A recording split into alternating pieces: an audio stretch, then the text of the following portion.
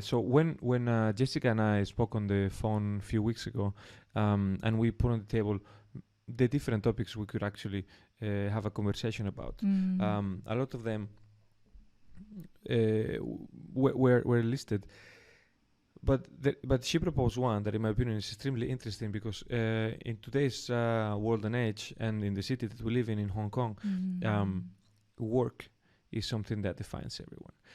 I've always said that we cannot get rid of work in Hong Kong because Hong Kong is a very difficult city. It is a very difficult city if you are born here because it is extremely competitive. Yes, true. So if you are not an extremely added value generator, you are relegated to very low living standards, to be frank. I hear you. Totally. And if you are an expat or someone visiting, this city is less forgiving if you are not, let's say, of the high achieving class. Okay. Because it kicks you out. Everything is expensive. Yes.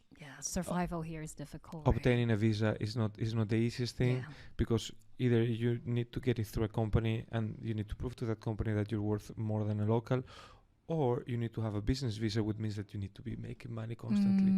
So for one reason or another, work is a main topic of conversation, of how people interact and so on. So what we're going to try to do today in this conversation is to deconstruct what work and workaholism means, and see what we can do to solve it, or at least how we can identify it.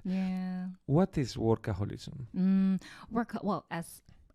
As explained when we were talking about other types of addiction, workaholism, I have to say first that it's not an official diagnosis yet.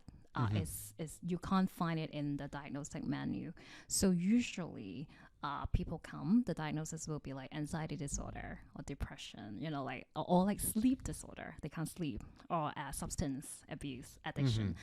Workaholism is not yet an official diagnosis, but it's a phenomenon that is actually quite widely studied in the psychological field.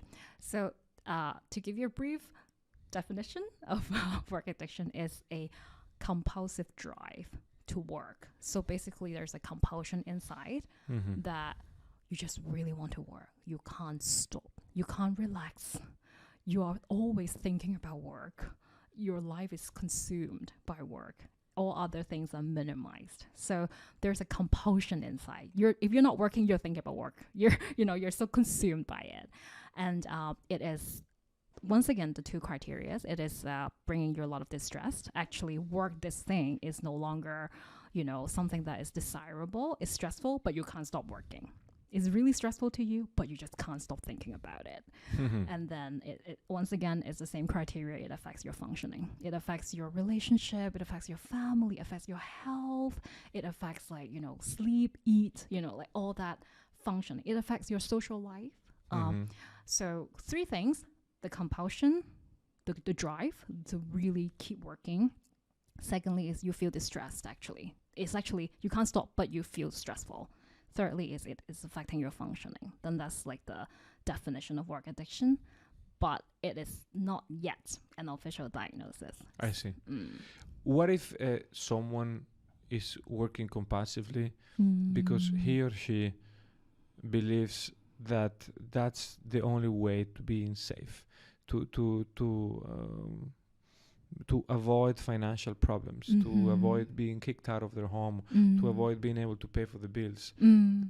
That's different, because when it's working only to feel safe, then actually let me then share something healthy. If you have a healthy relationship with work, it will meet all your needs. You ever heard of, you probably heard of it, you heard of the Maslow hierarchy of needs? Yes. You heard of that, the pyramid? Yes. Indeed, if you have a very healthy relationship with work should be something that can meet all your needs, the basic level of needs, like physiological needs, right?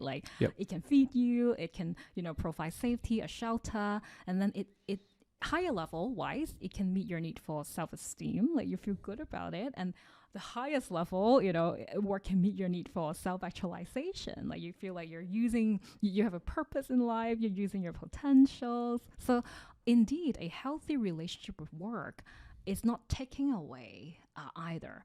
But an unhealthy relationship with work would be like, oh, I'm just like meeting the safety need and keep meeting the safety need. And I sacrifice all other needs. I sacrifice my need for like love and belongingness. Like I sacrifice, like all other needs. Like I sacrifice my need for, connection. Like it's then very imbalanced. So it's different, first of all, like whether you're actually just meeting the safety need and ignoring all other needs in your life, like you don't eat, you don't sleep, like the type of thing. And secondly, the difference is that when you're only working for safety, yes, and you earn your money, and when you get off work, how do you feel, Fernando? No, it's not my case, but if imagine if you're actually only working for safety, and then yes, you earn the money, right? And then after you earn the money, how would you feel? no, you're empty. Empty. Yes, you don't know what to do. Empty. You don't know what to do. Exhausted, right? But for people who have work addiction, after they earn the money, they've got the results already, but they will still keep working. And but for people who just work for safety, work for money, after they gain the money, they'll be empty, exhausted, and then they probably go, I don't know, watch Netflix, so like, just relax, right? But for people with work addiction issue, after they earn the money, they go home and they keep checking their emails. They keep, still they couldn't get away from it. So that's the difference. Okay. That whether you're able to actually relax after work, whether you're able to actually, I finished working today and I'm going to relax. Oh, life is tough. I have to earn to provide for my family. Oh, but then like after work, I would be like, ooh, relax, right? And maybe like talk to my wife, like talk to my family. But then for people with work addiction, after work, there is no after work.